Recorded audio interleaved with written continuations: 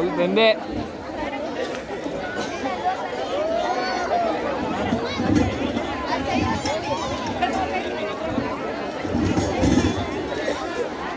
Show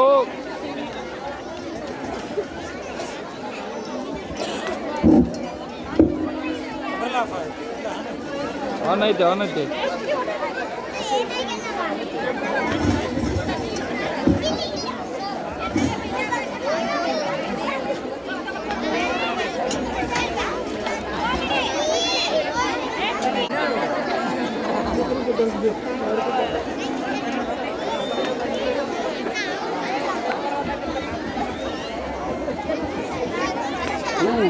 girmit ಆಗಿದೆ.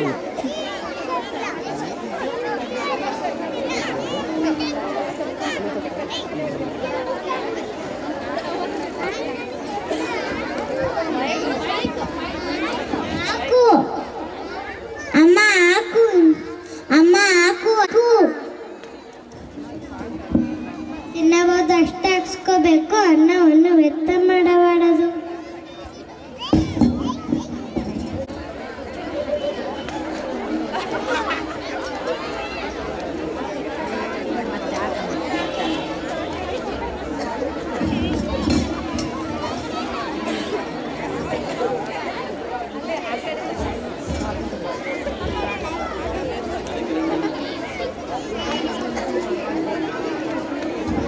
ತುಂಬಿತು ಸಾಕು, ಬೇಡ ಸಾಕು.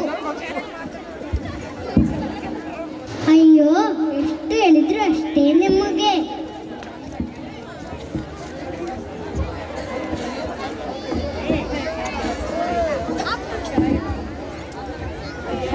ಪ್ರಸಾದ, ನಾನಿಲ್ಲದೆ ನೀವ್ಯಾರು ಬದುಕಲು ಸಾಧ್ಯವಿಲ್ಲ. ಆದರೆ ನೀವು ನನ್ನನ್ನು ವ್ಯರ್ಥ ಮಾಡುತ್ತಿದ್ದೀರಿ. ಇದರಿಂದ ನನಗೆ ತುಂಬಾ ನೋವಾಗುತ್ತಿದೆ. ಅನ್ನಂ ಬ್ರಹ್ಮೇತಿ ವ್ಯಜನಾತ್ ತೈತ್ರಿಯ ಉಪನಿಷತ್. ಅರ್ಥ ಏನೆಂದರೆ ಅನ್ನವೇ ದೇವರು. ಅನ್ನವನ್ನು ವ್ಯರ್ಥ ಮಾಡುವುದು ದೇವರನ್ನು ಅವಮಾನ ಮಾಡಿದಂತೆ.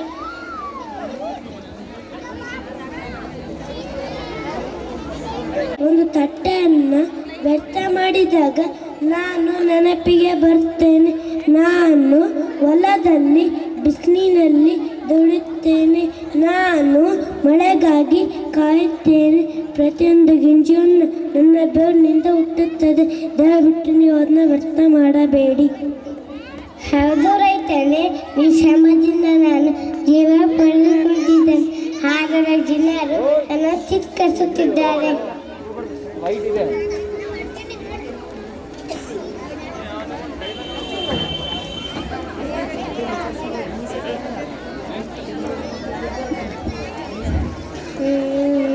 ನನಗೆ ನೋಡಿ ಊಟನೇ ಸಿಗದ. ಕೆಲವೊಮ್ಮೆ ಆಹಾರ ಅನ್ನನೇ ಸಿಗುತ್ತೆ. ಯಾರಾದರೂ ಬಿಟ್ಟವರ ಅನ್ನ ಸಿಕ್ಕರೆ ಸಂತೋಷವಾಗುತ್ತದೆ.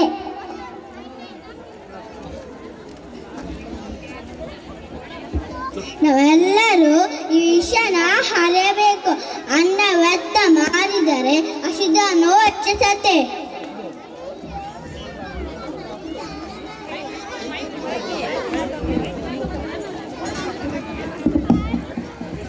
ಅಯ್ಯೋ, ನಾನು ವ್ಯರ್ಥ ಮಾಡಿದ ಅನ್ನವನ್ನು ಯಾರಾದರೂ ಹಸಿದವರು ತಿನ್ನಬಹುದಾಗಿತ್ತು. ಅಯ್ಯೋ, ಆಹಾರವನ್ನು ಗೌರವಿಸುವುದು ನಮ್ಮ ಸಂಸ್ಕೃತಿ. ಒಂದು ತಟ್ಟೆಯನ್ನು ಖಾಲಿ ಮಾಡುವುದು ದೇವರು. ಅನ್ನವೇ ಅಮೃತ. ಒಂದು ಗಿಂಜು ಅನ್ನ, ಒಬ್ಬ ರೈತನ ಕಣ್ಣೀರು. ಕ್ಷಮಿಸಿ ಅನ್ನ ದೇವರೇ, ಕ್ಷಮಿಸಿ ಅನ್ನ. ನಾನು ಇಂದಿನಿಂದ ಅನ್ನವನ್ನು ವ್ಯರ್ಥ ಮಾಡೋದಿಲ್ಲ. ಹೌದು ಮಗನೇ, ನಾ ಬರಳೆ ನನ್ನ ಸಂತೋಷ. ಗೌರವದಿಂದ ತಿನ್ನು. ನನ್ನ ಕೃಪೆಯಿಂದ ಮೇಲಿರಲಿ.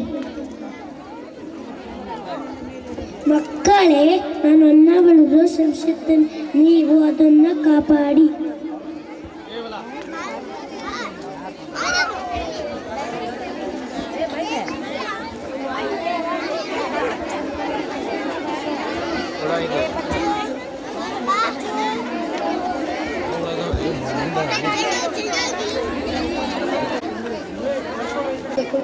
ಅಲ್ಲ ಹುಡುಗರು ಖರ್ಚೆಲ್ಲ ಒಂದು ಗಿಂಜು ಅನ್ನ ಅಮೃತದಂತೆ ವ್ಯರ್ಥ ಮಾಡಿದರೆ ಪಾಪದಂತೆ. ಅನ್ನ ದೇವರ ಕೊಡುಗೆ ವ್ಯರ್ಥ ಮಾಡದಿರೋಣ, ಹಸಿದವರ ನೆನೆದು ಕೃತಜ್ಞರಾಗಿರೋಣ. ಒಂದು ಗಿಂಜು ಅನ್ನ ಅಮೃತದಂತೆ ವ್ಯರ್ಥ ಮಾಡಿದರೆ ಪಾಪದಂತೆ. ಅನ್ನ ದೇವರ ಕೊಡುಗೆ ವ್ಯರ್ಥ ಮಾಡದಿರೋಣ, ಹಸಿದವರ ನೆನೆದು ಕೃತಜ್ಞರಾಗಿರೋಣ. ಒಂದು ಗಿಂಜು ಅನ್ನ ಅಮೃತದಂತೆ ವ್ಯರ್ಥ ಮಾಡಿದರೆ ಪಾಪದಂತೆ.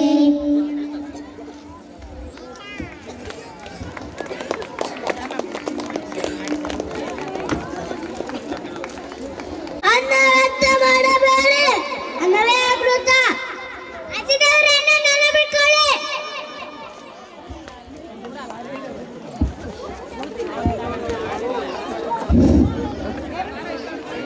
ಸೌಂಡ್ ಬರುತ್ತಾ ಹೇಳ.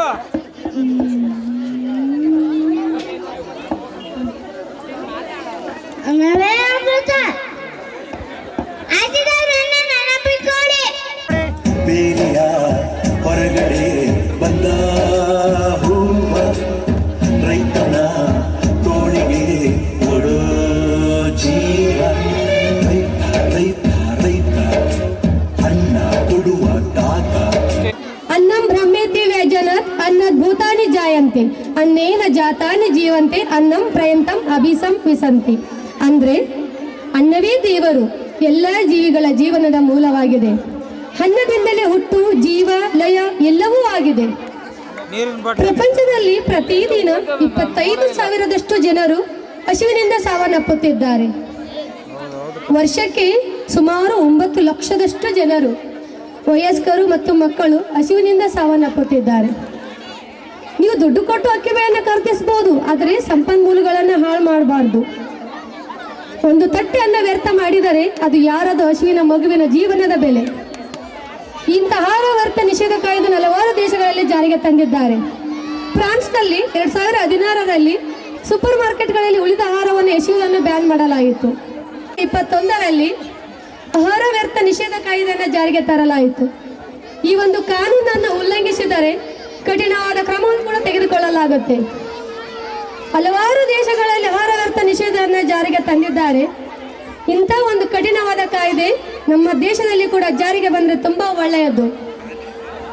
ಅನ್ನ ನಮ್ಮ ಮಕ್ಕಳಿಂದ ನೀಡಿದ ನಮ್ಮ ಮುಖ್ಯವಾದ ಪಾಠವನ್ನು ನಮ್ಮ ಜೀವನದಲ್ಲಿ ಅನುಸರಿಸೋಣ. ಎಲ್ಲರೂ ಕೇಳ್ತಿದ್ದೀರಲ್ವಾ? ಕೇಳಲೇಬೇಕು. ತಿನ್ನಬಹುದಷ್ಟೇ ಆಹಾರವನ್ನು ಹಾಕಿಸ್ಕೊಳ್ಬೇಕು. ತಟ್ಟೆಯನ್ನು ಖಾಲಿ ಮಾಡಿ, ತಟ್ಟೆಯಲ್ಲಿ ಅನ್ನ ಬಿಡುವುದು ಬೇಡ. ಕುಟುಂಬದಲ್ಲಿ ಆಹಾರ ವ್ಯರ್ಥ ಮಾಡದಂತ ಅಭ್ಯಾಸವನ್ನ ಬೆಳೆಸ್ಕೊಳ್ಳಿ. ಮತ್ತೆ ಆಹಾರ ಮತ್ತು ಪರಿಸರ ಸಂರಕ್ಷಣೆ ನಮ್ಮೆಲ್ಲರ ಕರ್ತವ್ಯ. ಅನ್ನ ದೇವರ ಕೊಡುಗೆ, ರೈತನ ಶ್ರಮದಿಂದ ಹುಟ್ಟಿ ದೇವರ ಕೃಪೆಯಿಂದ ಬೆಳೆದು ನಮ್ಮ ತಟ್ಟೆಗೆ ಬಂದಿದೆ. ಆಹಾರವನ್ನು ಗೌರವಿಸೋಣ. ಅನ್ನವೇ ಅಮೃತ, ಅನ್ನವೇ ಶಕ್ತಿ. ವ್ಯರ್ಥ ಮಾಡದಿರೋಣ, ಇದು ನಮ್ಮ ಭಕ್ತಿ. ಧನ್ಯವಾದ.